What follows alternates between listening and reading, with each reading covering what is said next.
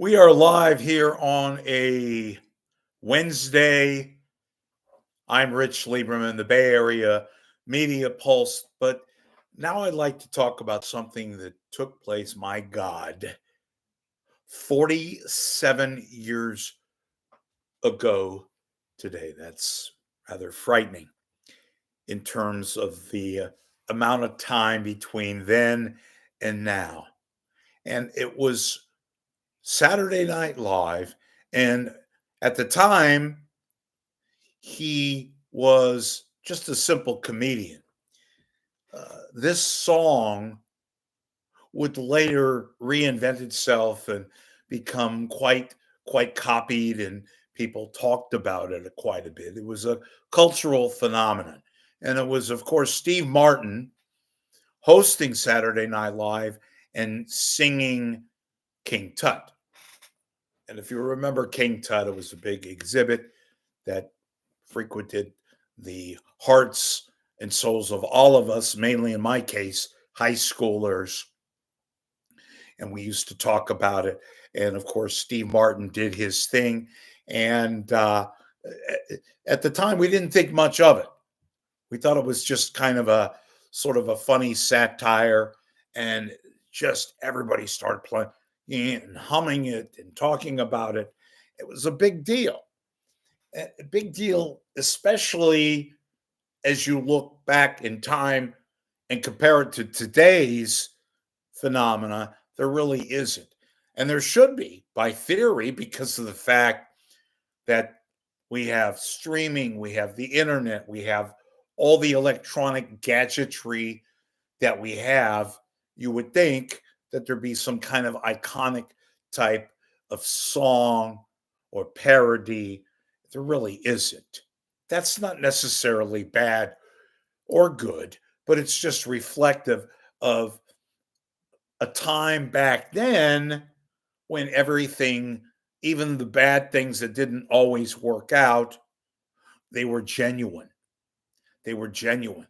And it was appointment television for a lot of the guys my age, and to some degree women, to watch Saturday Night Live.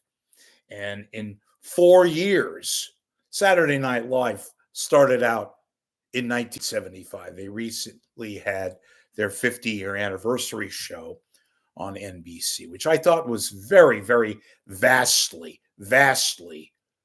overdone, overrated. They could have condensed it and made it into a more lethal show by picking out and choosing some of the best moments, but doing it in a more organized manner as opposed to the frenzied way in which they did it. It basically was a cocktail show, and they had everybody under the sun who did the show stop by, in between their various cocktails and whatever else they were doing.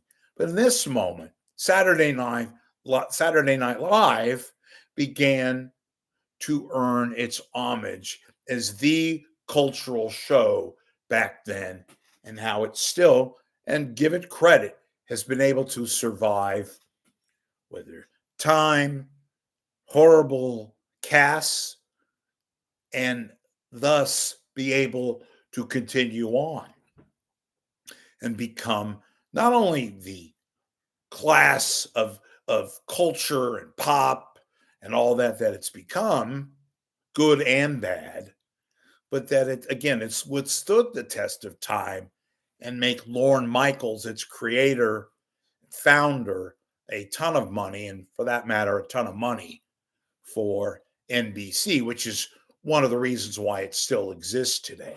It's late night, it's live, it's New York City and 30 Rockefeller Plaza and the studio audience. And by the way, folks, the only show that is actually done at 11:30 live. It's not tape delayed.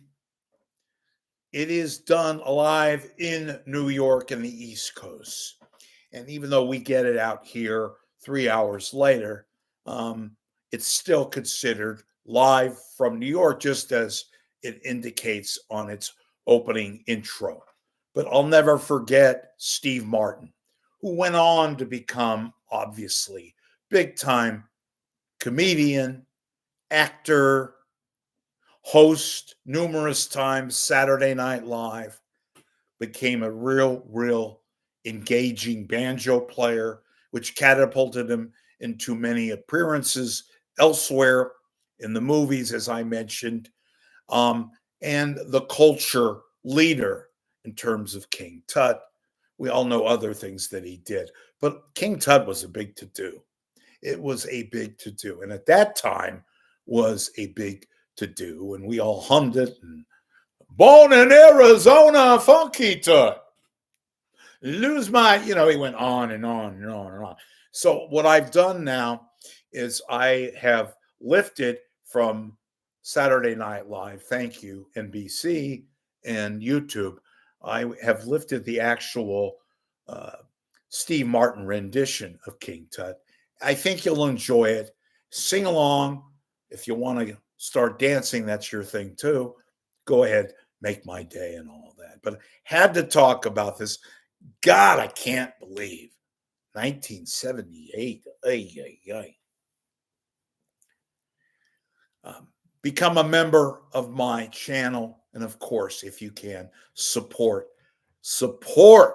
independent media and thought.